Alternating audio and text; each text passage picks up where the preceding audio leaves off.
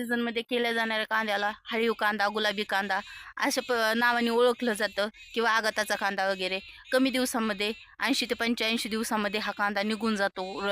म्हणजे बी टाकल्याच्यापासूनचा तो आपण फेक कांदा करू शकतो, पेरून करू शकतो किंवा काही लोक लागवडसुद्धा करतात. म्हणजे काही जसं आपल्याला सोयीस्कर वाटेल तसं ह्या कांद्याची लागवड केली जाते.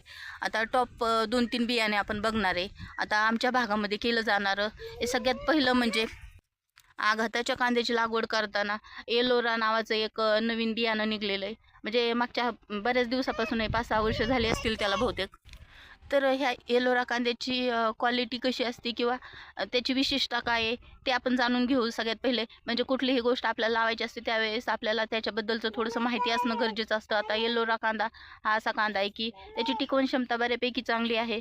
म्हणजे आपण काढल्याच्यानंतर गुलाबी कांद्याचा विषय कसा असतो, काढला की विकावा लागतो, नाहीतर तो खराब व्हायला सुरुवात होती. तो हा जरा बऱ्यापैकी आहे. म्हणजे हा पण त्यातलाच एक आहे, पण इतर कांद्याच्या मानाने याची टिकवण क्षमता चांगली आहे. दुसरी गोष्ट म्हणजे याचा कलर गावरान कांद्यासारखाच आहे. म्हणजे थोडासा गुलाबी कांदा कसा लगेच डायरेक्ट बाजारपेठेमध्ये आपल्याला ओळखायला येतो की हा गुलाबी आहे, लाल आहे, तसं हा जो एलोरा कांदा आहे तो गावरान कांद्याच्या टाईपमध्ये आहे.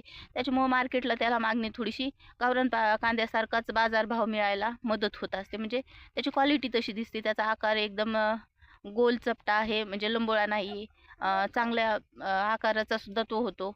आणि फेक कांदा असेल तर चांगला सुधारतो आणि लागवड असेल तर उत्तमच आहे, कारण लागवडीचा कांदा कुठलाही असू दे चांगलाच येत असतो.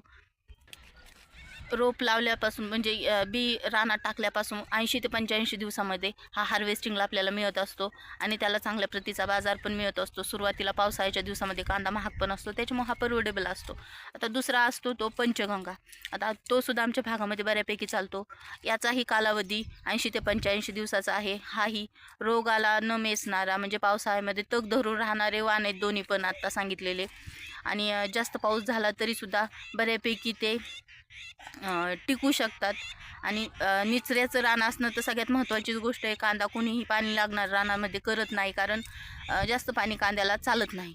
आणि पावसाळ्यातला लाल कांदा जो असतो तो खराब होण्याचा, नासण्याची शक्यता असते. म्हणजे काढायला आला आणि त्याच्यानंतर 1-2 पाऊस जरी झाले नसलं तरी तो कांदा बऱ्यापैकी एक पापुडा त्यातला खराब झाला तरी कांदा नासतो. त्याच्यामुळे त्या गोष्टींची काळजी तर घ्यावीच लागते. आणि हाही तेवढ्याच दिवसात निघतो. तिसरी गोष्ट म्हणजे जो आपण धरीव बी धरतो, म्हणजे हळीव कांद्याचं, गुलाबी कांद्याचं आपण गोट लावून जे बी धरतो ते येतं तिसऱ्यामध्ये. तो सुद्धा बऱ्याच भागामध्ये, म्हणजे आमच्या इकडे बऱ्याच प्रमाणात केला जातो. कारण हे बाकीचे जरी रोगाला कमी बळी पडत असले तरी त्याच्या किमती आणि आपण घरी जर बनवलं तर तेच आपले पैसे वाचत असतात. त्याच्यामुळं बरेच लोक ॲडजस्टमेंट करून घरी बी तयार करत असतात. ते सुद्धा चांगल्या पद्धतीने जर आपण कांद्याची व्यवस्थित सगळ्या गोष्टींची काळजी घेतली तर चांगल्या पद्धतीने येत असतं. आणि तोही 80, 85, 90 दिवसापर्यंत आपल्याला मिळून जातो काढणीला. तर पावसाळ्याच्या दिवसामध्ये केलेला कांदा हा खरंच परवडेबल असतो. जर आपला सक्सेस झाला तर. म्हणजे बरेच चान्सेस असतात की रानाला पाणी लागल्यानंतर कांदा जातो आणि ज्याचा येतो त्याचे पैसे हे 100% होत असतात. आजच्या व्हिडिओमध्ये इथपर्यंतच थांबूया.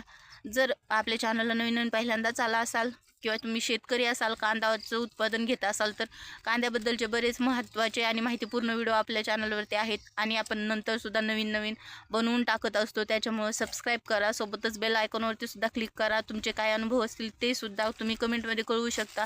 सोबतच आघातासाठी तुम्ही कोणता कांदा वापरता किंवा तुमचे काय अनुभव आहेत, म्हणजे याच्यापेक्षाही चांगल्या व्हरायटीचे किंवा चांगल्या क्वालिटीचे कांदे तुमच्याकडे पिकवले जातात का ते सुद्धा कमेंटमध्ये कळवा. व्हिडिओला जास्तीत जास्त लाईक आणि शेअर जरूर करा. सोबतच आपल्या चॅनलवरचे पाठीमागचे सुद्धा व्हिडिओ बघा, त्याचासुद्धा तुम्हाला 100% फायदा होईल. व्हिडिओ शेवटपर्यंत बघितल्याबद्दल खूप खूप धन्यवाद.